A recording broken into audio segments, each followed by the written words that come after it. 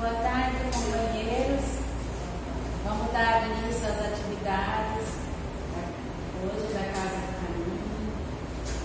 Vamos elevar o pensamento a Jesus nesse instante, pedindo aos mentores desta casa que sempre nos apoiam, para que possamos estar centrados, abrindo a nossa mente e o nosso coração para a leitura dessa tarde. Jesus, mestre amigo, companheiro de todos os momentos, primeiramente agradecemos por estar aqui, Senhor, por mais esse dia de vida que o Senhor nos concede, a todos nós, encarnados que aqui nos encontramos, abrindo a nossa mente e o nosso coração para as leituras que serão realizadas, pedindo também pelos desencarnados que aqui se encontram, para que eles sejam bem-vindos na casa do Mestre. Pedimos por todos aqueles que hoje não puderem estar aqui, mas aonde estiverem, Senhor, possa sentir a vossa vibração de luz, de bondade e misericórdia, abençoando nas suas necessidades, sejam elas físicas, mentais, emocionais ou espirituais, e por todos os vizinhos que aqui moram em volta desta casa de oração, para que esses lares também sejam protegidos e abençoados, iluminando a trajetória dessas famílias, desses irmãos que aqui residem. Oramos e pedimos também pelo Papa Francisco, que esse espírito que retorna ao Padre espiritual possa ser acolhido pela bênção e proteção do Mestre Jesus, envolvendo a todos os irmãos católicos, para que eles também possam sentir a vibração de luz e de paz em suas mentes e os corações. E por aqueles que estão enfermos, internados nos hospitais públicos, privados, nas unidades básicas de saúde, nas outras 24 horas, nos pronto-socorro, ou mesmo acamados em suas residências, pelos nossos irmãos moradores de ruas doentes, e também nos presídios masculino e feminino, onde esses irmãos passam pela dor intimida, da doença do corpo físico, mental e emocional, ou espiritual, para que possam receber o tratamento adequado através desses benfeitores espirituais. E que a paz de Jesus esteja conosco hoje e sempre, graças a Deus. O capítulo 12: Amai os vossos inimigos. Se alguém vos bater na face direita, apresentai-o também a mão. Vamos ver como é que está a nossa humildade. Ouviste o que foi dito, olho por olho, dente por dente? Eu, porém, vos digo, que não resistais ao mal que vos queiram fazer. Que se alguém vos bater na face direita, apresentai também a outra. Que se alguém quiser pleitear contra vós para vos tomar a túnica, também lhes entregueis o manto. E se alguém vos obrigar a caminhar 1000 passos com ele, caminheis mais 2000. Dai aquele que vos pediu, e não repilais quem vos queira tomar emprestado. Mateus 5, 38, 42.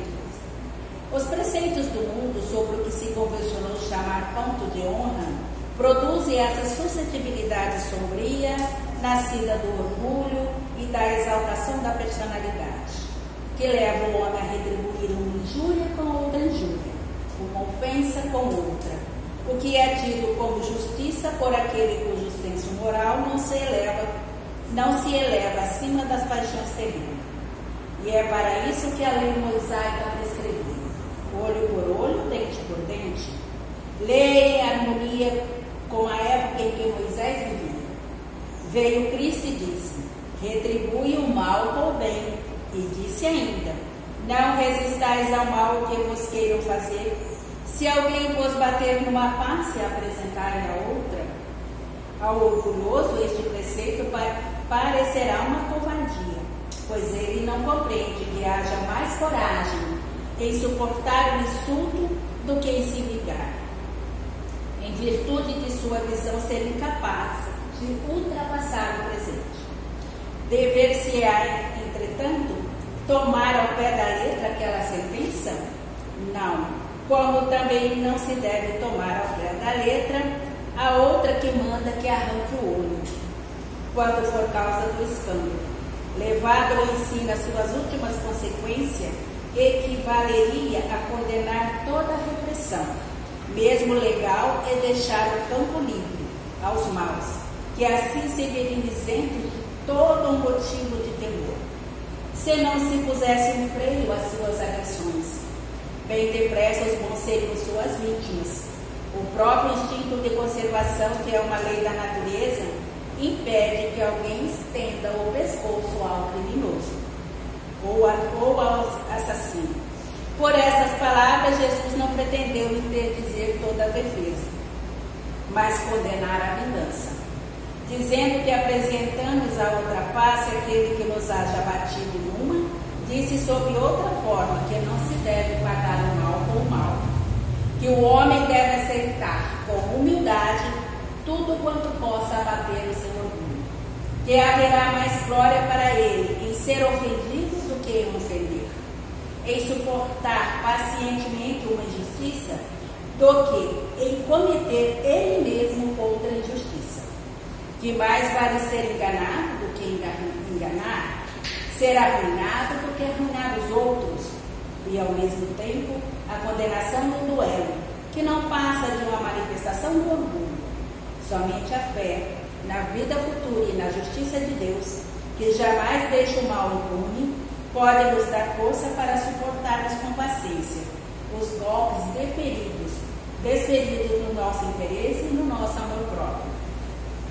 É por isso que dizemos incessantemente: lançai o olhar para diante, quanto mais vos elevardes pelo pensamento acima da vida material, tanto menos vos magoarão as coisas da terra. Então, analisando essa passagem, se alguém vos bater a face direita, apresentai-lhe também a outra. Qual seria o significado da lei mosaica? É um conjunto de leis que foram dadas por Deus a Moisés e que estão registradas no Antigo Testamento da Bíblia. É um elemento fundamental da fé judaica. Também é um código de leis formado por ordens e proibições que regulava as cerimônias e diversos aspectos do cotidiano do povo de Israel, quando este entrou na terra prometida. O propósito da lei mosaica é orientar o comportamento do povo, discipliná-lo e estabelecer a nação. Prescrevia olho por olho, dente por dente, em harmonia com a época em que Moisés vivia. Por quê? Porque nós precisávamos, na época, de um Deus punitivo. Se não tivesse esse Deus punitivo, essa crença do Deus punitivo, a desordem se estabeleceria entre aquelas tribos. Eram 12 tribos, cada uma com as suas peculiaridades, né? Então era difícil, então tinha que ter mesmo um controle. Por isso que a lei mosaica, né, que fala a lei mosaica, que ela preenchia alguns requisitos, não só para temer esse Deus punitivo, como também para disciplinar o povo, né, aquelas tribos. Reflexões. Não resistir ao mal significa não investir contra ele, no esforço de combatê-lo, com a mesma vibração, revidando da mesma maneira ou com mais violência, mas vencê-lo de forma pacífica, demonstrando não o acolher em si. Jesus é o maior exemplo disso. É o maior exemplo de coragem por não revidar, não só na prisão e na crucificação, mas como também exemplificou isso durante toda a sua vida. Jesus não condenou a defesa, mas sim a vingança,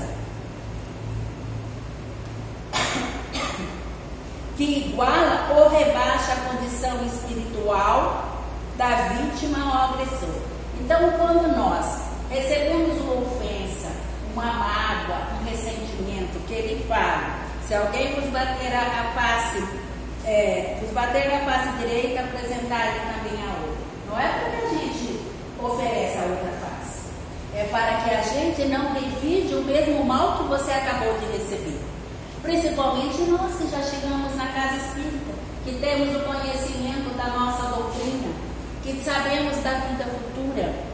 Então, a gente sempre fazer essa reflexão e olhar para aquele irmão com os olhos, ele está mais doente do que eu.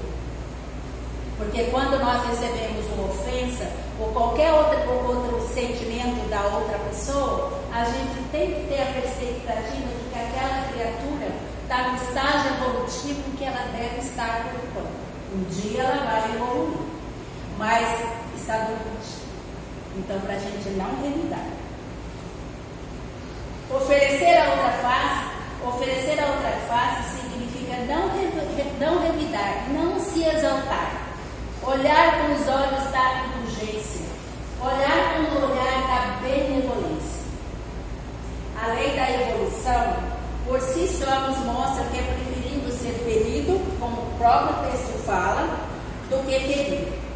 Ser ofendido do que ofender.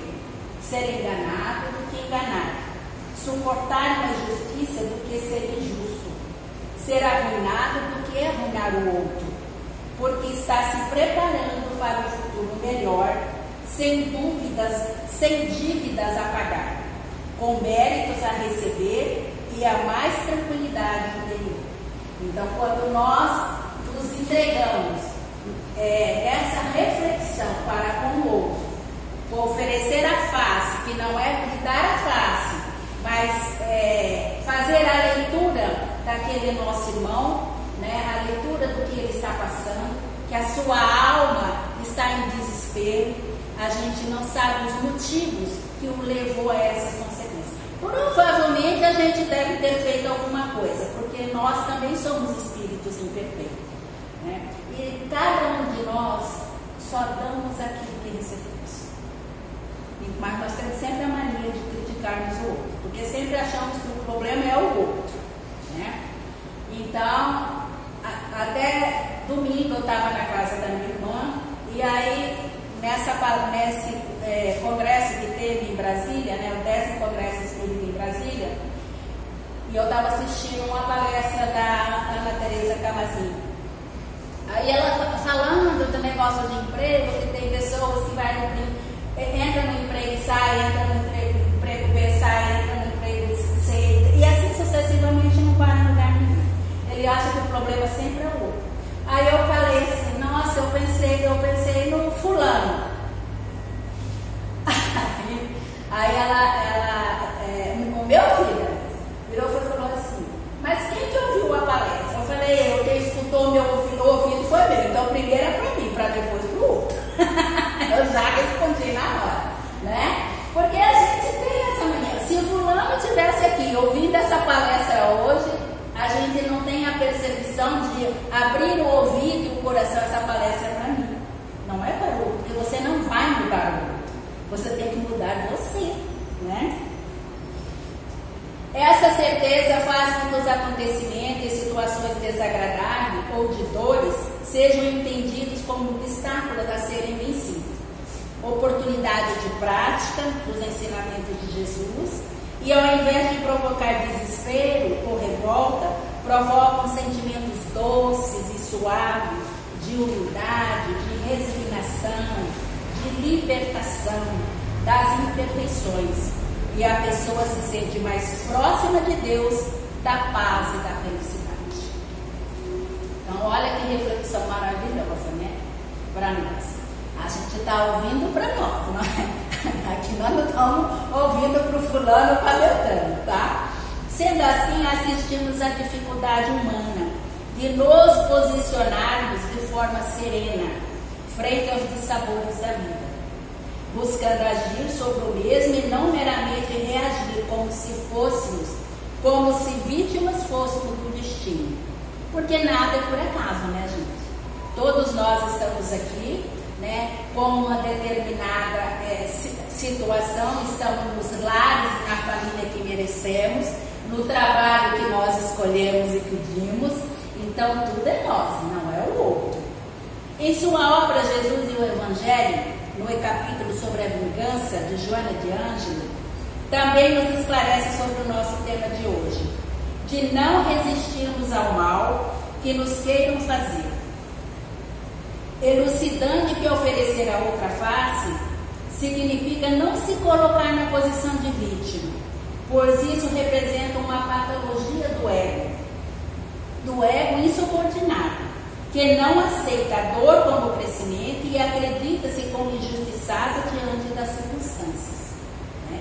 E como eu acabei de falar, nada é por acaso. Se nós estamos passando por esse momento, né, seja quais forem as situações, a gente sempre lembrar, né, dessa passagem, né, da Jesus do Evangelho, no capítulo da vingança de Joana de Ângeles, né, que nada é por acaso. Porque quando a gente vai colocar como se diz, esse revide para com a outra pessoa, é o ego subordinado, é o orgulho. Não é que eu estou fazendo aquilo para me revidar para a dona Neuza. Não, é porque eu estou com o meu orgulho ferido e preciso revidar isso. Porque provavelmente ela deve ter falado para mim uma verdade que eu dentro de mim não aceito. Nós somos assim. Quando alguém nos diz a verdade, a gente não quer ouvir, porque a gente acha que aquilo não é conosco, né? E não é bem assim. Apresentar a outra face é não vingar-se, é não retribuir o mal com o mal, salvaguardando o direito de defesa, desde que defender-se não se confunda com revanche. Porque a gente tem aquela mania, né? Fulano ou ciclano fez isso para mim, deixa estar, nem que seja a última coisa que eu faço na face da terra, mas um dia eu vou revidar, né? Às vezes a gente não fala para a pessoa, mas no pensamento, né, a gente pensa. A questão central do nosso estudo está em avaliarmos até que ponto estamos sendo, no nosso cotidiano, reativos, gerando inimizade e desconforto com a nossa presença. Uma coisa assim bem importante é a gente saber que nós não somos pessoas agradáveis para todos. Tem pessoas que só suportam a nossa presença, assim como tem pessoas que a gente só suporta a presença, que a gente não tem afinidade. Normal? Sim, normal. Mas isso também não lhe dá o direito, né, de você ofender ou de você magoar a pessoa só porque você não tem simpatia por aquela pessoa, né? Não é assim. Então a gente tem que prestar bem atenção desse lado também, que nós estamos num planeta de prova e expiação, as imperfeições estão latentes dentro de nós, né? Então é preciso sempre fazer essa reflexão de que nós não agradamos a todos. Ainda no livro Nascente de Bênção de Joana de Ângeles, na mesma lição que citamos lá em cima, né, que a gente falou no início da nossa exposição, coloca que o problema da irracionalidade responde pelo desequilíbrio das emoções, destilando fel nas relações sociais e criando antipatias, devido ao alto grau de exigência para com os outros. Nós somos assim líderes em achar que exigir do outro. De nós, somos perfeitos. Às vezes, se alguém exigir alguma coisa de nós, a gente já fica olhando meio torto assim, né? Mas quem é esse que está pensando que é, né? Então, a gente sempre se colocar nessas reflexões. Essa lição aqui, ela é bem interessante, viu? É para oferecer a face aqui, mas vamos lá, com cuidado. Não com o objetivo do revide da revanche que ele coloca aqui, né? Com orgulho. Nos tornamos solitários devido à maneira impositiva e rude que passamos a adotar para com as pessoas. Isso, sem dúvida, contribui para os companheiros menos felizes no plano invisível. Sintonize-se conosco, exacerbando o nosso grau de suscetibilidade frente aos desencontros. Então, quando nós abrimos aqui esse canal, né, com negatividade, com pensamentos e energias negativas, de revide, de revolta, de raiva, de desequilíbrios emocionais, a gente abre essa tela mental, que como todo ser humano que está encarnado no planeta Terra de prova e expiação, nós temos também os nossos inimigos do outro lado, né? Então a gente também tem que ficar sempre alerta nessa situação. Esse é o meu pensamento ou eu estou sendo influenciada por alguém? Eu tenho o costume de ter esses pensamentos diários, meu, ou alguém está me influenciando? Por isso a prece é essencial, né? No amanhecer e no anoitecer. Nos dias atuais, torna-se trabalhoso resistir às provocações alheias, tendo em vista o cultivo crescente da nossa personalidade e fatalmente do nosso orgulho. Somos assaltados diariamente com sugestões de falsa superioridade e ilusória vaidade que nos cega o discernimento. Porque se eu estou aqui passando essa mensagem para vocês, mas se eu me acho um espírito superior, ó, coitados, eu aqui, ó, fazendo essa palestra, né? Mas esses aí, coitados, não, eu também sou um espírito, eu tenho que ter essa consciência de que eu sou um espírito imperfeito e que sou falível nos erros. Todos nós, né? Eu não sei vocês, provavelmente não, mas eu com certeza joguei pedra na cruz. Eu com certeza estava lá. E joguei umas pedrinhas lá. Daí nutrimos fantasias de privilégio, considerando-nos melhores do que os nossos semelhantes, exaltados pelo excesso de amor próprio, da confiança, né? Você se acha muito autoconfiante, mas quando a dor e o gemido chega para todos nós, é que nós caímos em si e sabemos que a gente não tem essa superioridade, que nós não somos pessoas infalíveis, que nós somos pessoas que passamos também pela dor e gemido, pelas partidas de entes queridos, né? Amigos, familiares, né? A lição nos convida ao autoexame e à busca real do nosso valor. Isso aqui é só reflexão, gente, não tem outra coisa não. Para todos nós, encarnados e desencarnados que estão aqui. Este valor depende da conscientização de que somos criaturas divinas, marcadas pela necessidade do progresso. Com isso, muitas vezes, os golpes deferidos pelos nossos irmãos na jornada são sinalizadores da necessidade da mudança interior, ou seja, a nossa transformação moral, de nossa reformulação de postura e atitudes. Para isso, é preciso estarmos dispostos a assumir a crítica externa de que não reagir seria sinal de covardia. Jesus nos disse que o reino dos céus, ou seja, a paz de consciência é dos mansos e dos pacíficos. A mansuetude pressupõe passividade e é essa confusão, muitas vezes, que faz com que acreditamos que oferecer a outra face significa covardia. Como seguidores de Cristo, Joana nos diz que nossa tarefa atual está em realizar a maior soma de bem possível, em apaziguar a discórdia, em sermos aqueles trabalhadores lúcidos da mensagem do Mestre. São chegados tempos em que nós devemos ser reconhecidos como cristãos, mediante as ações e sentimentos fraternos que denotam a diferença no trato com as pessoas e as dificuldades. Daí é preciso que reflitamos sobre a forma como temos nos relacionado com os ensinos espíritas, no sentido de esmiuçarmos a mensagem cristã. Jesus não convidou a conformação diante dos insultos, mas sim a serenidade de compreender a posição daquele que ofende, avaliando primeiramente se não oferecemos algum motivo para estarmos recebendo aquele tratamento descortês. Em seguida, avaliar o lugar que o nosso irmão se encontra e que talvez esteja passando por dores maiores do que a nossa. De fato, se a agressividade desmedida e o revide consistissem em soluções para os problemas modernos, nosso mundo já estaria pronto para vivenciar os bons valores. Mas a gente percebe o caos nas famílias, a gente percebe o caos na nossa sociedade, né, em que estamos inseridos. Ao contrário, testemunhamos uma crescente insatisfação diante das relações explosivas, impulsivas e, no fundo, imaturas.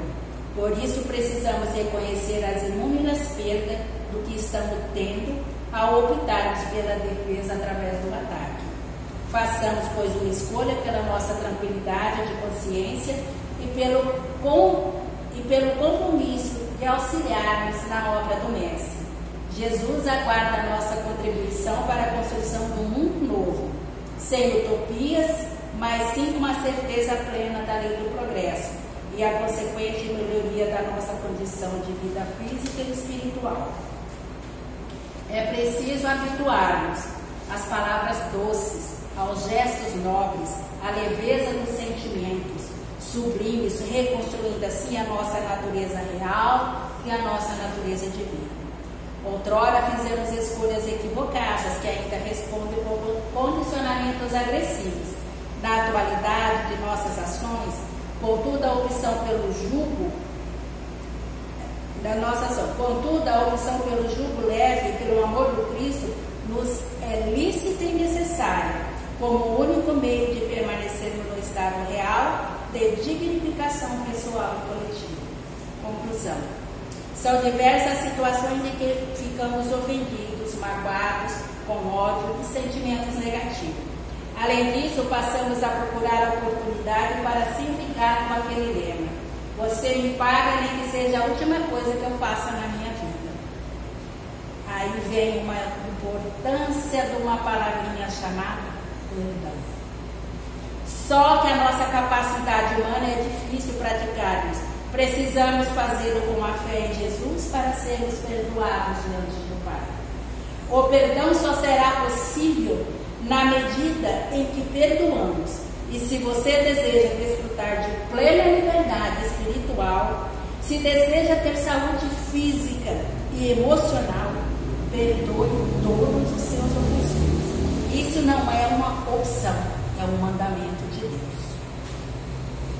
Só para encerrar, eu estou lendo esse livro aqui, muito bom esse livro.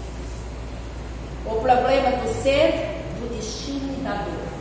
Eu estou no capítulo 12. E eu achei aqui uma coisa que eu estava lendo lá em casa, e eu achei aqui uma mensagem bem interessante. Nesse capítulo,